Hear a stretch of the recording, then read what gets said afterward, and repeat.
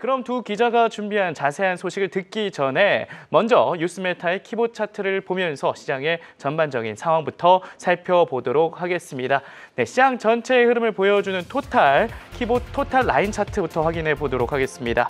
단기 추세선인 주황색 RSI 라인 같은 경우에는 상승했다가 조금씩 꺾이는 모습 보여주고 있습니다. 다만 그래도 다행인 것은 지금 장기 추세선인 초록색 시그널 라인이 계속해서 상승세를 유지하고 있다는 점인데요. 장단기적으로는 혼조세 시그널을 보여주고 있다. 이렇게 말씀드릴 수 있겠습니다.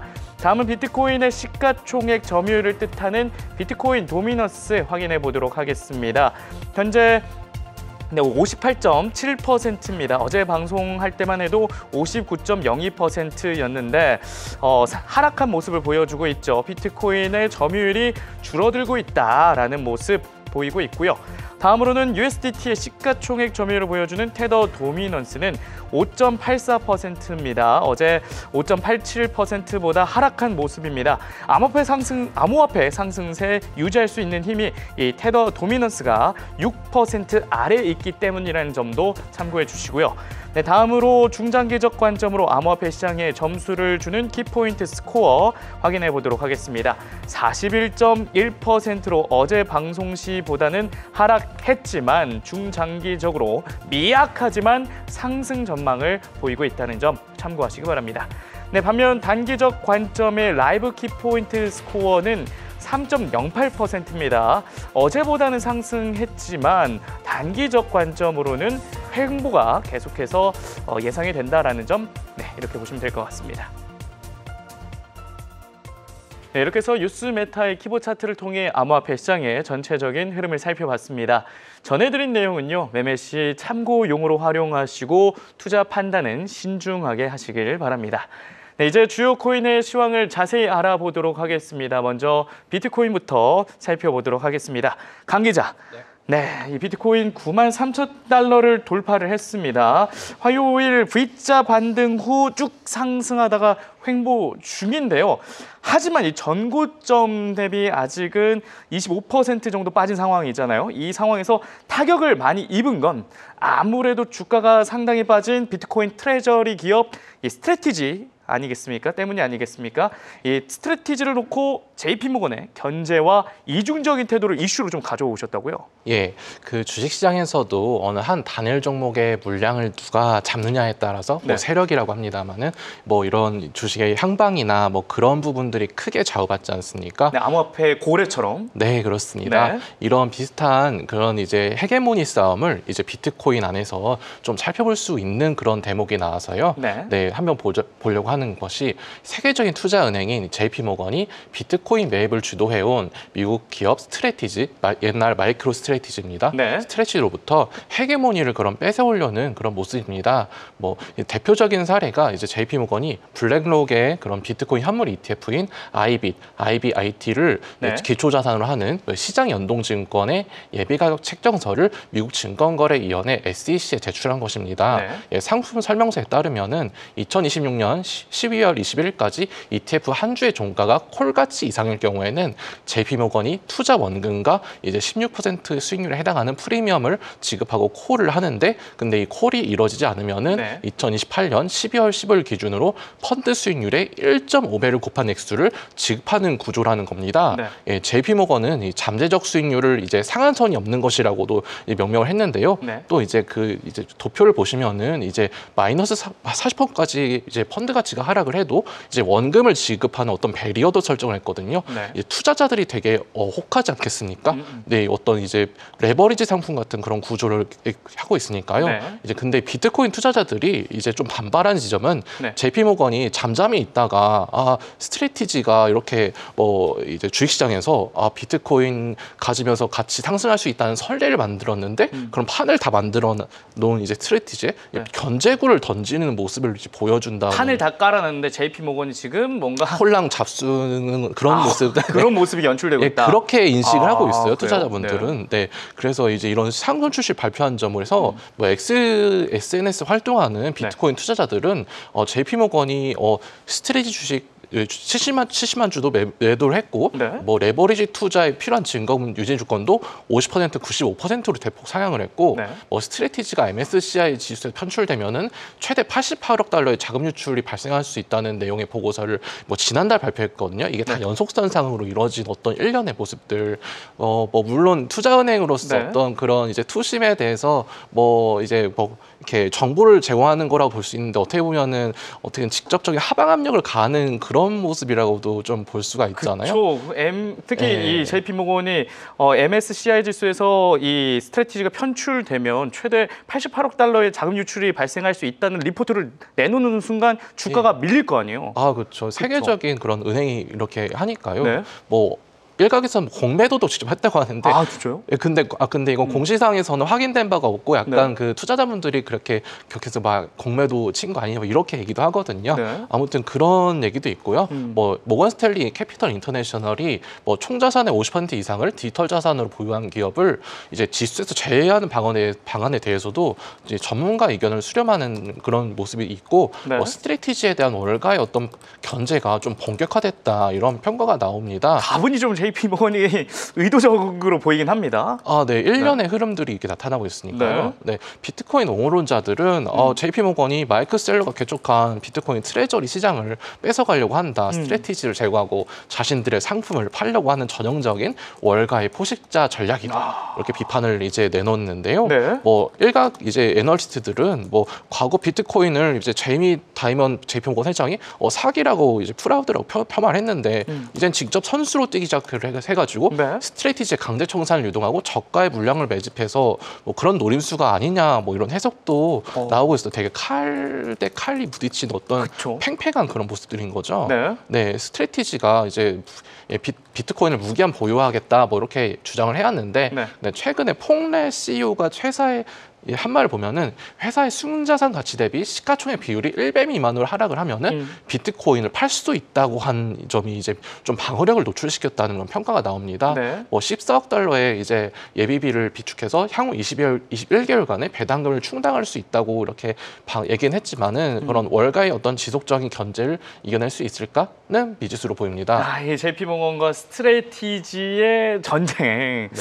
좀 지켜봐야 될 것 같아요. 이게 암호화폐 가격에도 또 영향을 줄 수 있기 때문이죠. 네. 근데 단지 이 스트래티지 하나에만 주목할 게 또 아니라면서요? 아, 그렇습니다. 네. 이제 월가가 이제 크립토 거래소들이 뭐 스테이블 코인 보유자들에게 이자를 주는 그런 막 이제 막기한 그러면은 이제 스테이블 코인 다 이제 몰려가니까 뭐 전통 이제 레거시 금융에서 예금이 빠져나갈 거 아니겠습니까? 네.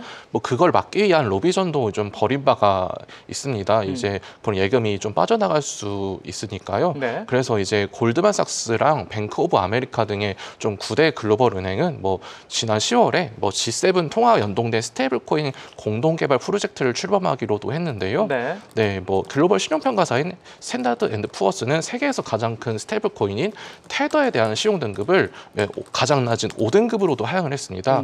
테더는 전체 이제 유통량의 5.6%에 해당하는 자산을 비트코인으로 부여해서 달러와 가치를 연동하는 패깅을 하고 있는데 네. 만약 비트코인 가격이 하락하면 패깅이 깨질 수 있다. 뭐 이런 개연성도 이제 일각에서 이제 나오고 있습니다. 이러면 은행들이 주도하는 스테이블 코인이 대체제로 주목을 받게 되겠죠. 네. 이제 우버 초기 투자자인 뭐 이제 이러면 생각이 안 납니다만 뭐 테더가 비트코인을 전량 매각을 하고 미국 국채를 100% 이제 보유하는 식으로 이제 전환을 해야 된다. 패깅 끝나면은 테더로서는 그 기능이 가치가 상실된다. 예, 그렇습니다. 뭐 루나 얘기를 꺼내기는 좀 그렇습니다만 뭐 그렇게 뭐 물론 법정화폐를 자산을 기반을 하니까 네. 뭐 이제 그런 디패깅 우려도 나오고 있는 그런 상황입니다. 근데 만약 월가 기관들이 비트코인 그런 거래 헤게모니를 주면은 좀 어떻게 될까요? 네, 비트코인 탈중앙성이 좀 월가와 어떻게 융합될지는 알 수는 없지만서도 뭐 초대형 자산운용사들이 자주 활용하는 게 뭐 옵션이랑 선물을 통해서 해칭을 하고 네. 가격 안정 메커니즘을 통해서 일정한 방향성이 좀 뚜렷하게 나타나는 그런 뭐 일반적인 투자 상품들을 떠올릴 수가 있거든요. 뭐 그런 부분을 떠올릴 수 있고 뭐 거시경제와 연동성도 한층 더 강화될 것이다. 이렇게 예상을 할 수가 있습니다. 일단 지금 이 헤게모니가 좀 바뀌고 있다는 건데 전통자산 시장으로의 편입이냐 아니면 가상자산 시장이 이끄는 새로운 금융 질서가 세워지냐 이걸 좀 전쟁이 일어날 수도 있다라고도 볼 수도 있겠습니다. 있겠습니다. 그런데 한편 그동안 암호화폐 시장에 영향을 주는 거시 경제를 이야기할 때 항상 미국이 빠지지 않았잖아요. 근데 또 새로운 주체가 또 나타났다고요. 예, 네. 일본입니다. 일본이요? 예, 일본이 네. 그 트럼프 대통령 그 이제 내방했을 적에 그 선물을 한 게 우리나라는 그 금상 금관 줬잖아요. 네. 이제 그분들은 이제 뭐 재패니즈백 하는 모자를 맞아요. 네. 그 당시 뭐 재패니즈백이 뭐냐 이렇게 그래서 뭐 여러 개도 나왔는데 네. 이걸 보면은 일본이 돌아왔다라고 하는 이렇게 돌아오고 싶구나 그런 느낌이 있죠. 네. 뭐 뭔 얘기인가 하고 보면은 뭐 그동안 이제 일본이 좀 제로금리 정책을 고수해 왔습니다. 예, 그래서 이제 투자자분들은 이제 일본에서 싸게 돈 빌려가지고 뭐 중국이나 미국 국채나 주식 사들이는 좀 엔캐리 트레이드를 좀 주로 이제 투자 전략으로 운용을 해왔거든요. 네, 근데 이제 일본에서는 이제 물가가 지속적으로 올라왔고 근데 임금 인상하는 흐름도 나타나가지고 더 이상 좀 극단적인 완화가 필요 없다는 판단에서 일본은행이 이제 지난해 뭐 10년물 국채 수익률이 0%를 넘지 않도록 통제하는 수익률 곡선 제어 정책 YCC라고 합니다. 이걸 폐기를 했습니다. 네, 그래서 현재 일본의 10년물 국채 금리가 1.8% 후반까지 올랐는데요. 이는 2008년 이후 최고 수준이라고 합니다.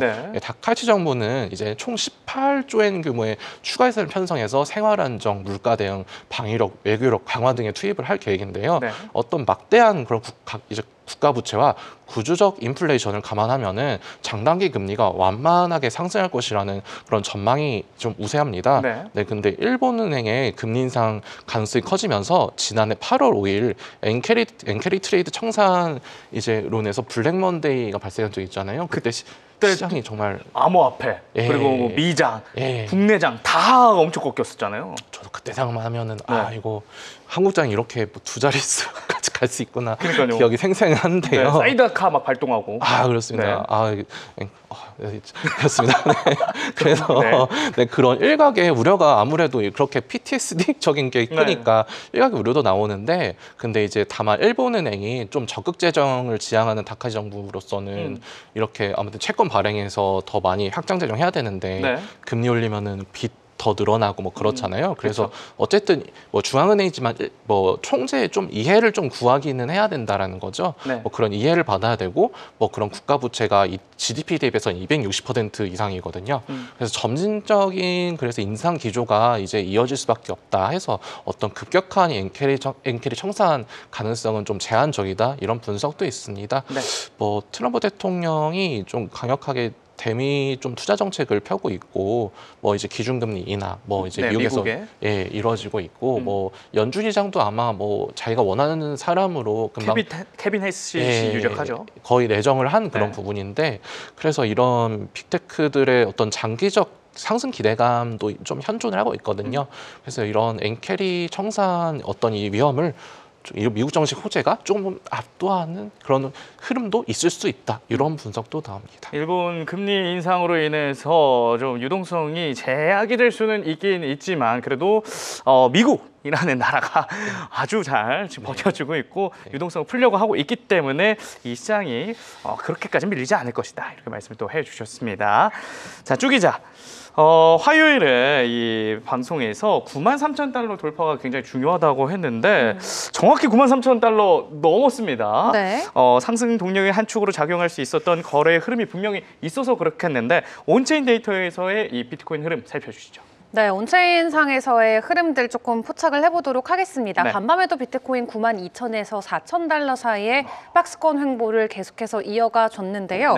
98,000달러만 좀 시원하게 돌파를 해준다면 다시 한번 우리가 올타임 하이를 향한 좀 기대감을 키워와도 좋겠습니다. 근데 지금 아직은 그 구간까지는 가주지 못하는 상황인데 금리 인하 전까지 이렇게 9만 달러 초반대 박스권 횡보를 이어가 주다가 금리 인하와 함께 98,000을 한 번에 좀 시원하게 돌파를 해주고 이제 정말 크리스마스 그 주간에는 올타임 하이로 또 올타임 10만 하이로. 달러 이상으로 가주지 않을까 하는 긍정적인 저만의 시나리오를 가지고 함께 여러분께 이야기를 제 생각이에요. 제 시나리오로? 생각. 네, 제 생각이고 네. 온체인 데이터를 좀 기반으로 그게 가능할지 좀 여러분께 설명을 드려보도록 하겠습니다. 네.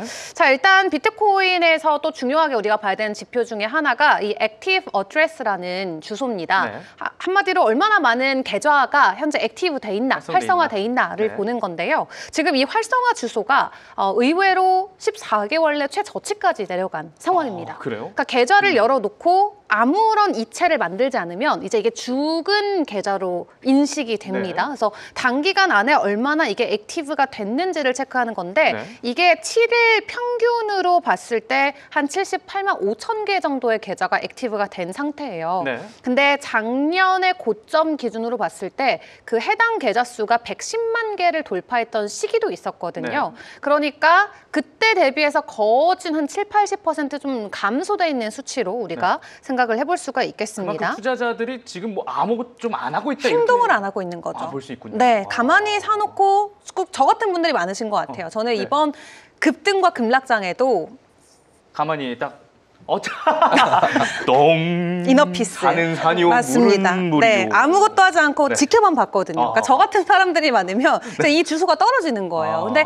가만히 있는다고 해서 이게 비관론적이다라는 의미는 아니고 그쵸. 그냥 내가 방향성을 정하지 않을 뿐 그냥 시장 흘러가는 대로 계속 참여하고 있는 거니까요. 그래서 이 사람들이 시장을 떠났다라는 의미가 아니라 아무런 방향성을 보여주지 않은 채 네. 가만히 남겨져 있는 사람들의 수가 점점 늘어나고 있다라는 거고 네. 이게 2025년 초 이후로 계속해서 하락 추세입니다. 근데 이게 2025년 10월에 우리가 전고점을 12만 4천 달러를 찍어줬잖아요. 네. 그럼에도 불구하고 활성 주소가 떨어지고 있다는 건 그만큼 사람들이 이거를 장기적인 자산으로 인식하기 때문에 아무런 액션도 취하지 않는 것이다. 붙들고 가겠다. 그렇습니다. 좋은 지표네요. 어떻게 보면 좋다고도 할 수 있는 겁니다. 네. 그래서 활성 주소 수가 또 굉장히 데이터적으로 중요한데 지금은 14개월 내 최저치까지 내려와 있는 상황이다. 다만 온체인상에서는 체인 자체의 거래 자체가 조금 둔화되고 있기 때문에 단기적으로는 약세 신호로 좀 작용될 수 있다라는 풀이도 있기 때문에 네. 이 두 사이드 모두 여러분들께서 이해를 해주시면 좋을 것 같고 네.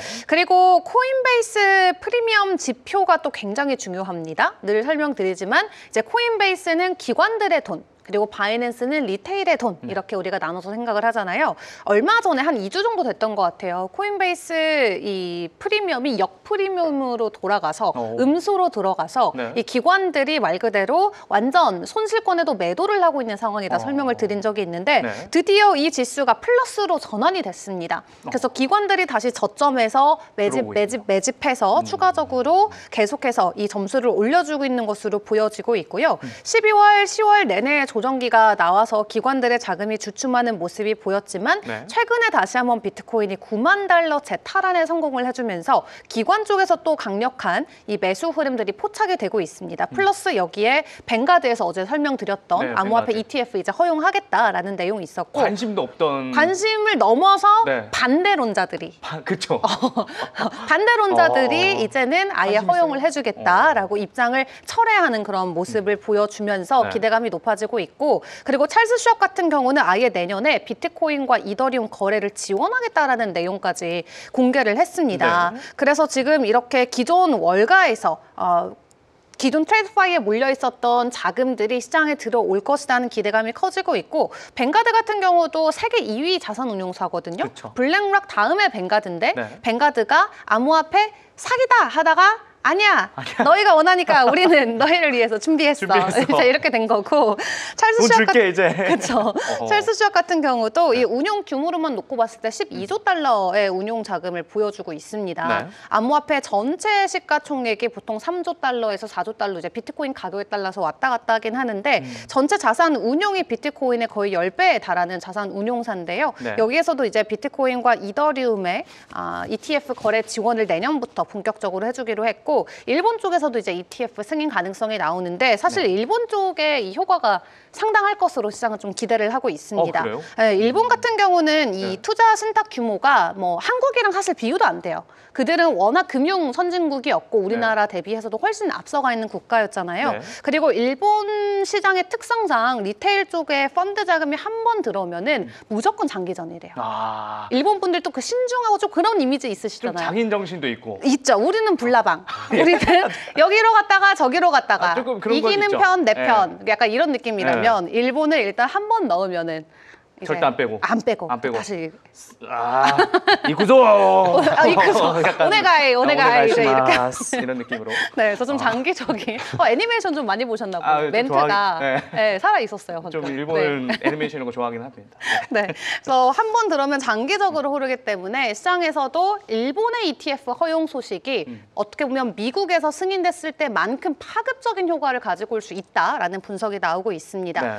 실제로 전문가들이 일본에서 암호화폐 ETF가 승인이 되면은 30억에서 100억 달러 정도 규모의 수요가 초기에 바로 유입이 될 것이다라고 보고 있기도 하고요. 그 정도 수익이면은 암호화폐, 특히 비트코인 기준으로 두 자릿수 이상의 반등을 기대해 볼 수 있는 수치다라는 분석도 나오고 있습니다. 그래서 일본 쪽의 ETF 승인과 또 기존 월가, 이 트레드파이의 자금이 시장 안에 강하게 들어온다라는 것을 감안을 해봤을 때 굉장히 긍정적인 좀 모멘텀이 남아 있다 생각을 해볼 수가 있겠고요. 돈 들어올 때가 많네요. 그렇죠. 그런 가운데 코인베이스는 이런 기관들의 자금이 준비가 돼 있어서 이 지수가 오르고 있는 가운데 바이낸스 쪽에서의 비트코인 거래량 그리고 보유량을 놓고 봤을 때는 지속적으로 이 리저브가 감소되고 있는 수치가 포착이 되고 있습니다. 그래서 바이낸스에서 비트코인 보유량이 줄어드는 건 결국 가격 상승을 의미한다. 이제 여러분들도 잘 아실 것 같은데 비트코인의 가격 상승이 지속적으로 이어지고 있음에도 불구하고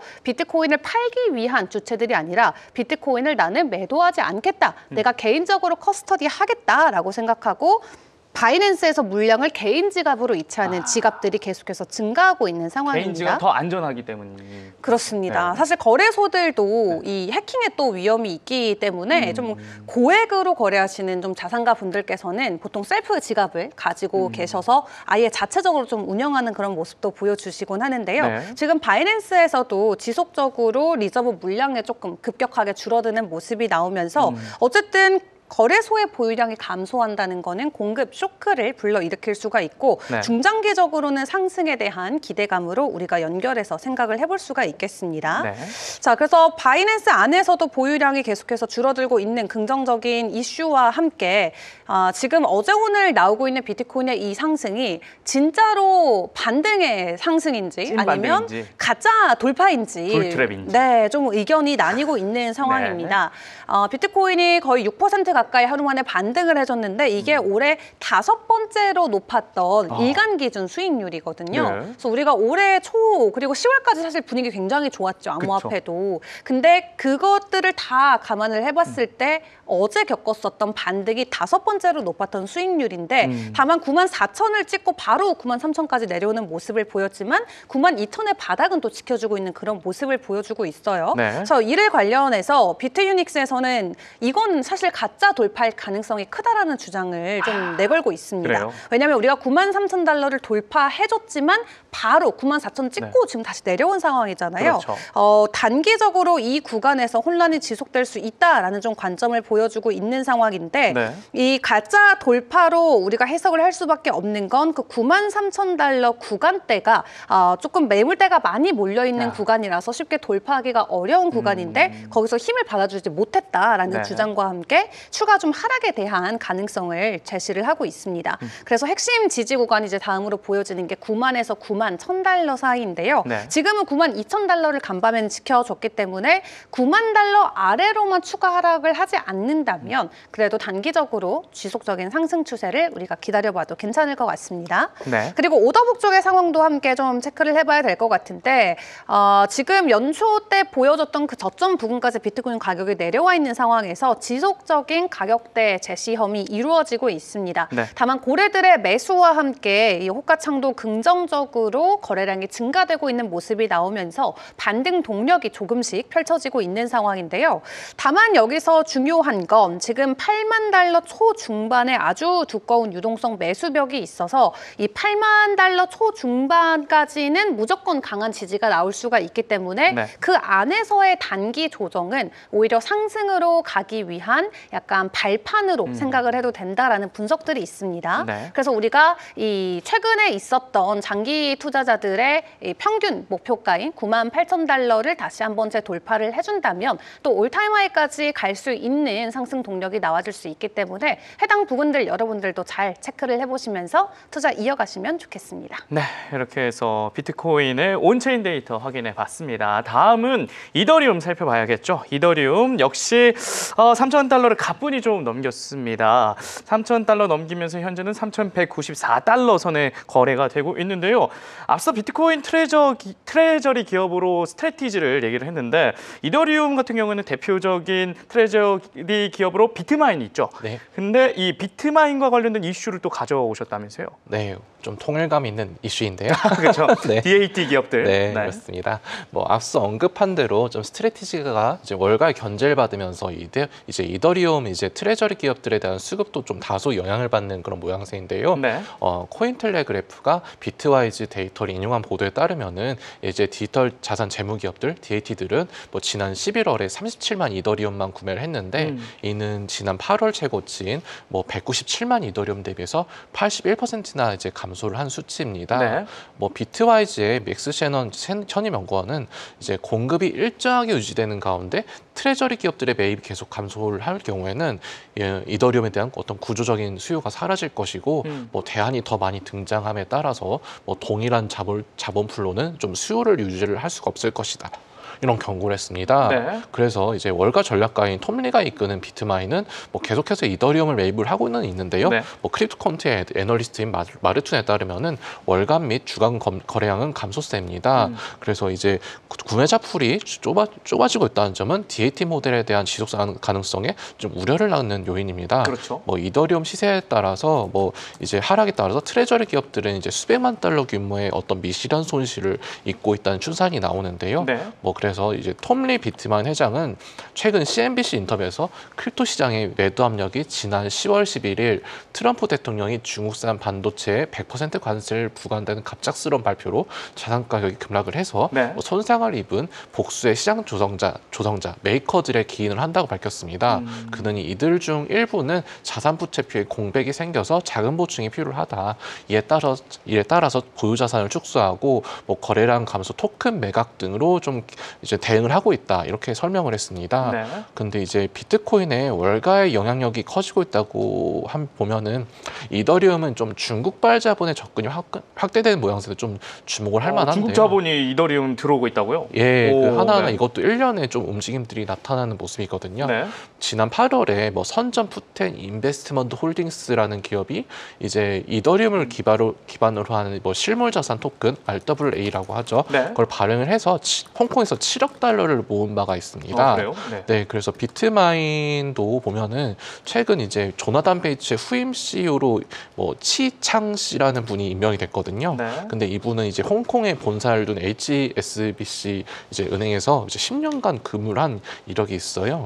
근데 이러한 리더십 전환이 발표된 날 나스닥에 상장된 비트마인이 개장전 거래에서 4.7% 좀 하락한 것도 좀 예사롭지 않다는 그런 평가인데요. 올해 초에도 이제 후오비 창립자인 리온 리리, 해시키그룹 회장 겸 뭐 CEO 샤오펑, 뭐 메이투 공동 뭐 창립자인 마이크 차이 원성, 뭐 펜부시 캐피탈 창립자 보시에는 뭐 나스닥에 상장된 그런 컴퍼니를 통해서 뭐 스펙을 통해서 뭐 5억 달러의 이더리움 재무 기업을 설립하려는 목표를 좀 세운 바가 있습니다. 근데 이는 최근에 좀 보류가 이루어졌어요. 근데 이렇게 지금 돈 모아가지고 나스닥 상장해가지고 이더리움을 좀 모아가는 기업으로 변모하려다가 갑자기 보류됐다고요? 뭐 가격이 떨어져서 그런가요, 이더리움이?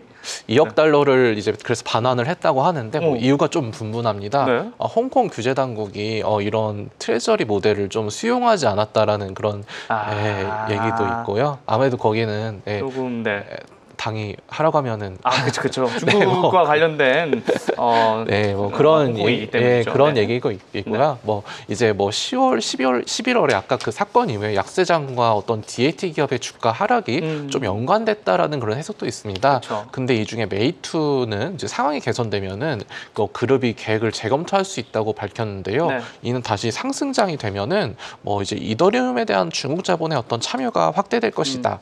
이렇게 해석을 할 수 있는 그런 대목입니다.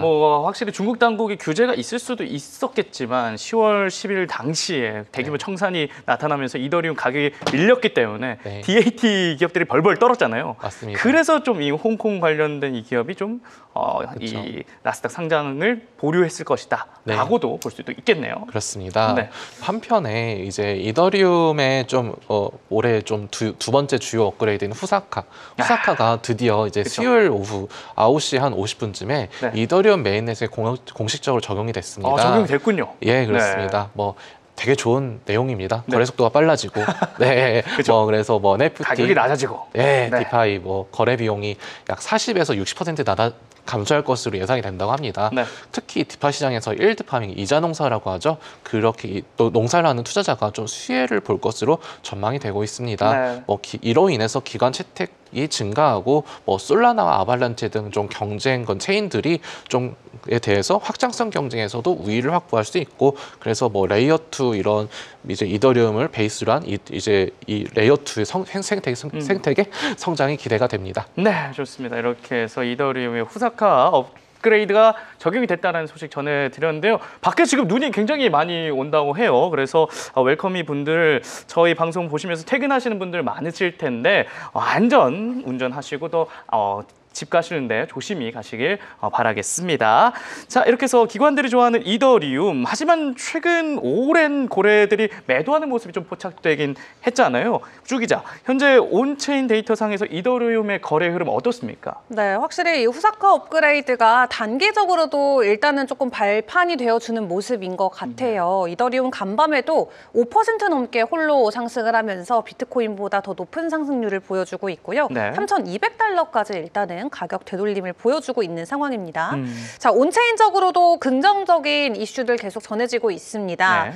지금 투자 심리만 놓고 봤을 때는 이더리움 측에서 공포도 그렇다고 탐욕 구간도 아닌 조금 중립 수준에 머물러 있는 상황이라고 생각을 해주시면 될 것 같은데 다른 코인들은 대부분이 아직까지 공포 구간에 들어가 있지만 이더리움은 홀로 지금 탐욕도 공포도 아닌 그 중립 구간까지 조금 회복을 해준 모습입니다. 이 미실현 순수익이 0.22점을 기록을 하면서 지금 대부분의 투자자들이 여전히 이익 상태다라는 구간까지 가격이 되돌아온 상황이고요.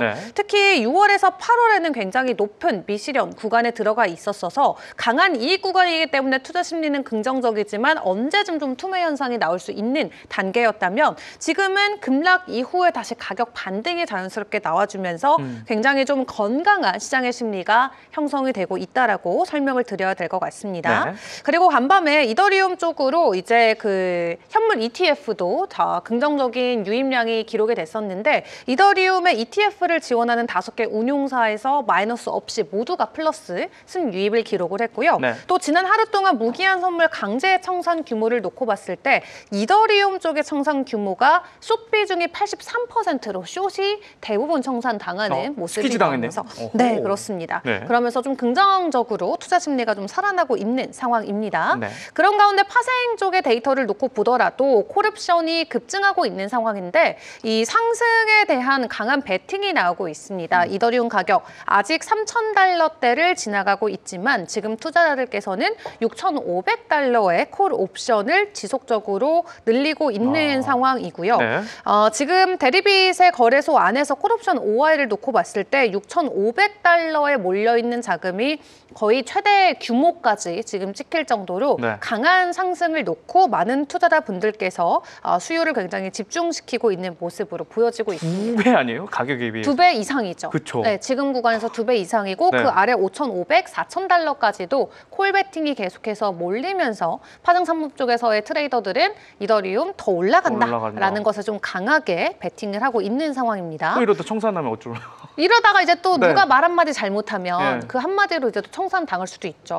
하지만 이제 우리 그런 걸로 더 이상 놀라는 사람들 아니잖아요. 그쵸. 너무 놀라지 않죠. 너무 많은 일을 겪어왔기 때문에 이제 두 번이나 당한 것 같아요. 웬만한 걸로 놀라지 않습니다. 네, 근데 어쨌든 파생 쪽의 데이터 상당히 긍정적이고 온체인적으로 놓고 보더라도 투자자들의 투자 심리가 상당히 이더리움 한정에서는 굉장히 우호적인 상황이어서 좋다라고 설명드릴 수가 있겠습니다. 자, 그럼 기술적인 차트 관점에서 이더리움 우리가 어떤 좀 대비를 해야 될지 함께 목표가도 점검을 해드리도록 할 텐데 일단 핵심 저항이 3,350달러까지는 잡혀 있습니다. 우리가 3,200달러까지 딱 반등을 하고 일단은 좀 추가적인 가격 횡보를 이어갈 수도 있는 상황인데요. 해당 구간에서 우리가 저항을 이 지지로만 바꿔줄 수 있다면 추가적인 상승이 가능해 보입니다. 다만 해당 저항 구간에서 우리의 지지 라인이 무너지게 된다면 추가적인 가격 하락이 다시 한번 2,800에서 2,700달러대까지도 밀려 내려올 수 있다는 점 함께 체크를 해보시면 좋을 것 같고요. 일단 후석과 관련해서 비탈릭 부테린도 긍정적으로 잘 마이그레이트 했다, 인터그레이트 했다라고 이야기를 했기 때문에 이 기술적으로 앞으로 메인넷에서 어떤 이슈들이 또 전해지냐에 따라서 이더리움의 단기적인 가격 상승에는 호재로 작용이 될 수가 있겠습니다. 네, 이렇게 해서 이더리움의 온체인 데이터상 흐름을 살펴봤습니다. 그리고 아까 제가 눈 소식 전해드린 바 있는데요. 첫눈이네요. 올해 첫눈인데 첫눈에는 소원을 빌어야 한다고 합니다. 제가 소원이 있다면 리플이 떡상하는 거겠죠. 다음 소식 리플 한번 전해드리도록 하겠습니다. 리플 역시 이 대장들을 따라서 상승 흐름 보여주다가 좀 주춤하는 모습 보여주고 있어요. XRP 그래도 ETF가 출시하자마자 대박을 친 만큼 가격 기대해 볼 법도 한데 리플 이슈 전해주시죠. 준호 앵커님의 소원이 꼭 이루어지길 바랍니다. 근데 이렇게 매가리 없이 제가 이러면 안 이루어질 것 같은데요, 기자님? 꼭 이루어지길 바랍니다. 감사합니다. 예, 그렇습니다. 네. 최근 좀 출시된 좀 XRP 기반 ETF의 좀 호조세 때문인지 리플 CEO가 좀 자신만만합니다. 코인피디아 등 외신에 따르면은 이제 리플 CEO 이제 배드 갈링하우스가 이제 바이낸스 블록체인 위크 패널 토론에서 최근 시장 침체에도 크립토의 미래는 낙관적이다 이런 견해를 공유했다고 하는데요. 저희 코마워 시청자분들이라면 다 아시는 내용일 겁니다. 그가 언급한 이제 가장 큰 변화는 미국의 행정부의 태도가 변했고 기관 투자자들의 신뢰가 확대됐다. 미국은 이제 세계 GDP 22% 차지하고 크립토에 적대적이 왔는데 최근 규제 당국이 더 명확하고 지원적인 규칙으로 전환하고 있으면서 행사에 참석한 프랭클린 템플턴이나 블랙록 등 많은 자산운용사 같은 전통적 건물들이 이 분야에 진입을 하고 있다. 이렇게 짚었습니다. 네, 그래서 가상자산 좀 전문 매체인 더 크립토 베이직에 따르면은 현물 XRP ETF는 출시 이후 8억 달러의 순이익을 이제 비트코인 다음으로 두 번째로 빠르게 달성을 했다고 하는데요. 이는 이더리움이랑 솔라나를 좀 앞지는 속도로 기관 자금이 XRP를 주목하고 있다는 데는 이견의 여지가 없어 보입니다. 그쵸? 예, 그렇습니다. 리플이 이달 첫 주에 총 10억 XRP를 이제 동결 메커니즘인 에스크로에서 해지하면서도 좀 시세가 반등세를 보였던 점도 주목이 됩니다. 이는 공급보다 좀 수요가 세다 이런 방증인데요. 이는 리플이 좀 미국 대형 규제의 은행에 영역 안으로 진입할 수 있다는 전망과도 무관하지 않은 것을 보입니다. 리플은 은행 라이센스도 신청한 바 있고 최근에 마스터카드와 신용카드 결제 정산 혀도 발표를 한 바가 있죠. 그리고 이제 미국이 이제 양적 긴축 종료하면서 이제 그 은행 시스템에 한 180억 달러 정도를 풀었다고 하거든요. 그런 점에서 리플이 어떤 그런 전통 금융권에 진입하려는 그런 모습들이 같이 조응을 한 게 아니냐, 이런 해석도 나오고요. 리플 이제 테우 크레이엄의 쌀 길버티 CEO는 리플의 조직 구조와 자본력이 강력한 자본과 리더십을 갖춘 금융기관과도 유사하다고 평가를 했습니다. 이런 점이 좀 시세에 어떤 긍정적인 영향을 주고 있는 것으로 보입니다. 그렇죠. ETF 관련된 소식과 함께 리플은 진짜 좋은 소식만 가득한데 항상 치고 나오지 못하는 이 흐름이 너무 아쉽습니다. 주 기자.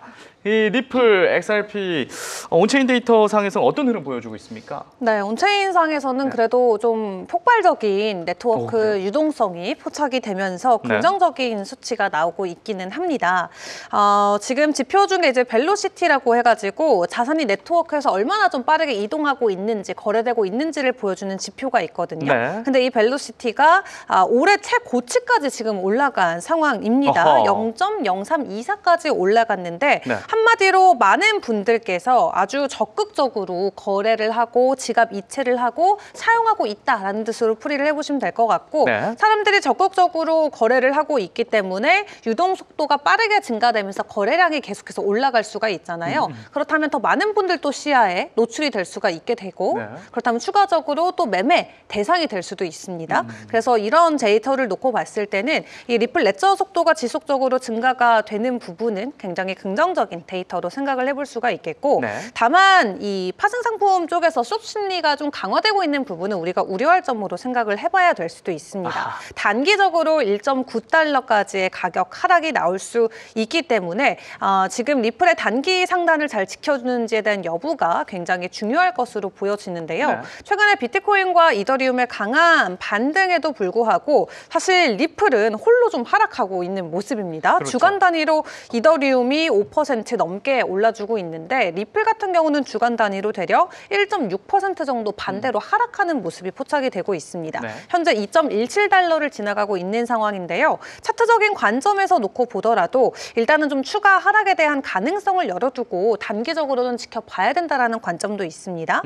지금 저항 구간이 1.32달러인데 여기 돌파해주지 못한다면 오히려 1.98달러까지 또 홀로 하락할 수 있는 이 채널이 열려 있는 상황이라 지금 구간에서 0.2달러 정도 추가적인 상승을 해주던지 아니면 일단은 뭐 2보 전진을 위한 1보 후퇴 느낌으로다가 1.98달러까지 다시 가격 되돌림이 나온 이후에 한 발 더 크게 쏴줄 수 있을지 단기적인 변동성에는 조금 주의를 해보시는 게 좋을 것 같습니다. 네, 이렇게 해서 리플 차트 분석까지 저희가 살펴봤습니다. 지금까지 주요 코인의 이슈와 온체인 데이터를 통한 거래 흐름을 살펴봤습니다. 전해드린 내용은요, 참고로만 삼아주시고 투자 결정은 신중하게 내리시길 바랍니다. 네, 이어서 시청자 문의 코인을 소개하는 시간이죠. 코인 레이더 지금 바로 시작합니다.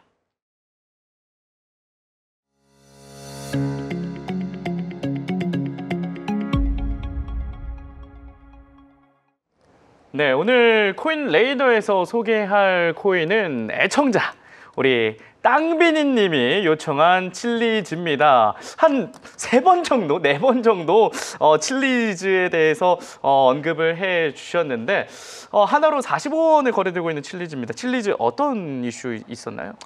칠리즈 참 2021년부터 2022년까지 스포츠 토큰 붐 타고 정말 되게 이름처럼 매운맛 되게 보여줬던 그렇죠, 매운맛 칠리즈. 예, 그런 이제 코인으로 기억이 나는데요. 좀 되게 직관적인 목적을 가지고 있는 레이원 프로젝트입니다. 스포츠 팬들이 좀 자신이 응원을 하는 구단의 어떤 토큰 수만큼 뭐 발언력을 갖고 의사결정에 좀 참여할 수 있도록 한다는 것입니다. 근데 이제 스포츠가 접근성이 좋아서 시세가 쉽게 하이프, 그러니까 좀 이제 쉽게 올라갔어요. 근데 이제 실사용성이 좀 생각보다 크지 않다는 점이 확인이 되면서 수도 급격히 빠졌습니다. 구단이 제공하는 권리가 제한적이고 사소한 이벤트에 투표권을 제공하는 그런 식인데 팬들은 정말 강한 거 원하잖아요. 얘 빼라, 얘 들여와라, 인아웃 해라, 이런 그건 좀 근데 너무 큰 결정권 아닌가요? 팬들이야 구단을 사랑하니까 그만큼 참여를 하고 싶은 건데 근데 약간 그런 어쨌든 실사용성이 좀 불일치한다라는 그런 문제가 좀 지적이 되었습니다. 그래서 이제 칠리즈도 나름대로 이제 자구책을 구상하고 있는데요. 바이낸스 그런 이제 그 행사에 가가지고 스포츠파이, 그러니까 스포츠와 금융을 결합한 그런 미래 비전을 공유를 한다고 하는데 모든 스포츠의 모든 자산을 토큰화 해가지고 팬 구단 스폰서가 모든 생태계에서 이제 스테이킹도 생태계에서 스테이킹, NFT, 웹3 다 경제 활동을 할 수 있는 그런 구조, 이런 걸 되게 어필하고 하고 있어요.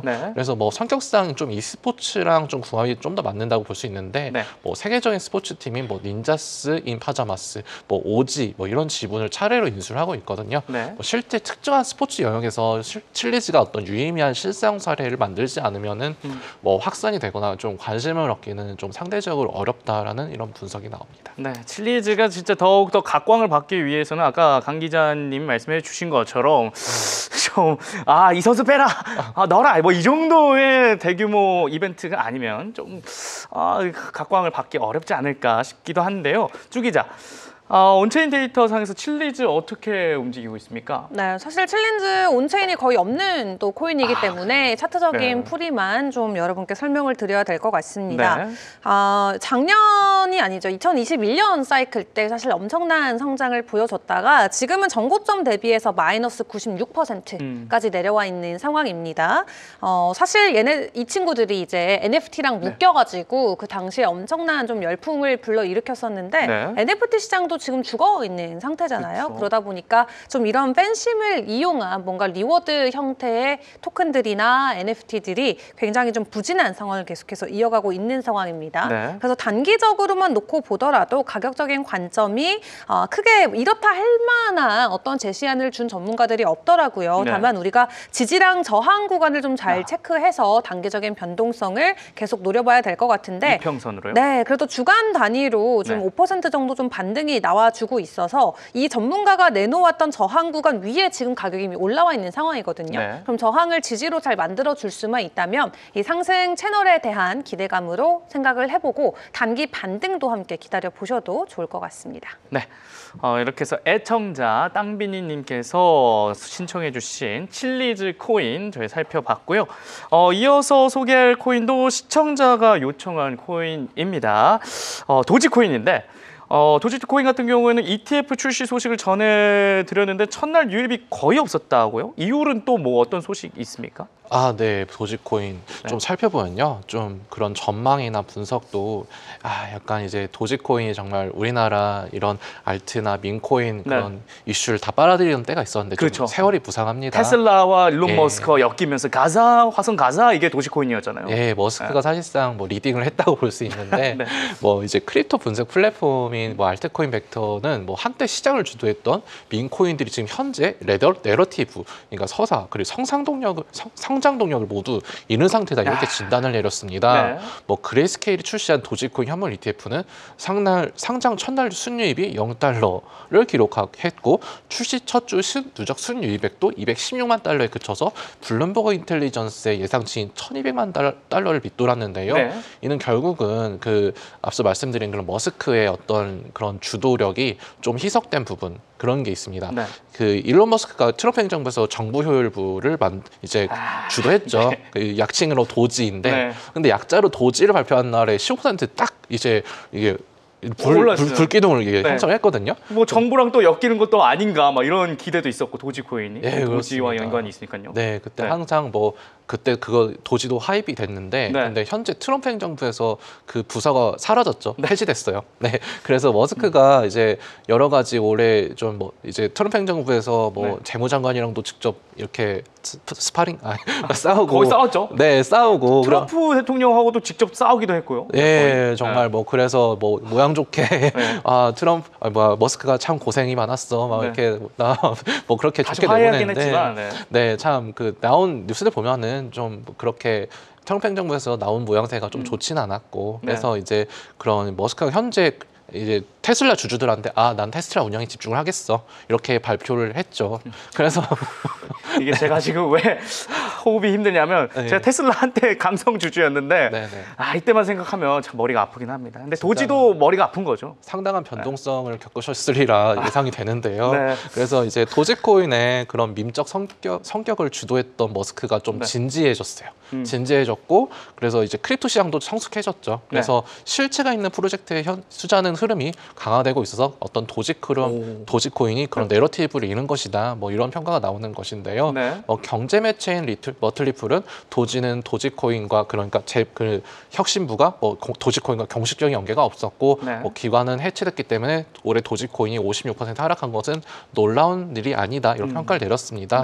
뭐 어쨌든 시세가 반등하려면 민코인에 대한 재평가가 이루어져야 되고 이는 머스크의 현란한 SNS 플레이 복귀가 필요해 보인다 네. 이런 분석이 나옵니다. 네. 테슬라도 이제 제 궤도를 다시 찾아야 되고 위험 선호 심리도 회복이 돼서 그래야 좀 민코인에 대한 투심도 확대가 될 수 있을 것이다 이렇게 보입니다. 근데 이 현란한 SNS 플레이가 이제는 네. 테슬라 주가에도 영향을 미치지 못하는데 도지코인에 영향을 미칠 수 있을까 이런 의문이 드는데요. 주 기자, 온체인 데이터 흐름을 볼 때 도지코인의 전망 어떻게 보십니까? 네, 지금 차트적인 관점에서 좀 말씀을 드리자면 네. 추가 상승에 대한 기대감이 도지코인에 있는 것 같습니다. 그래요? 네, 중기적인 목표가로 0.18달러가 지금 제시가 되고 있는데 네.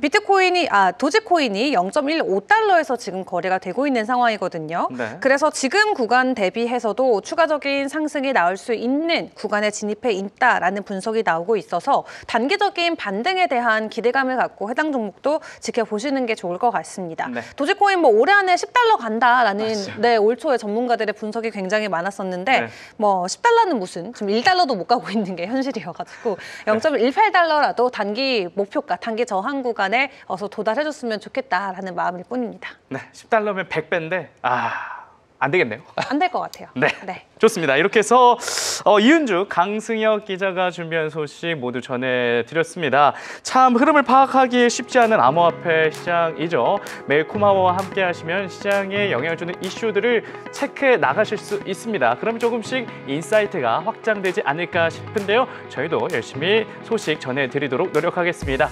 저희는 내일 다시 찾아오겠습니다. 오늘도 시청해주신 여러분 고맙습니다.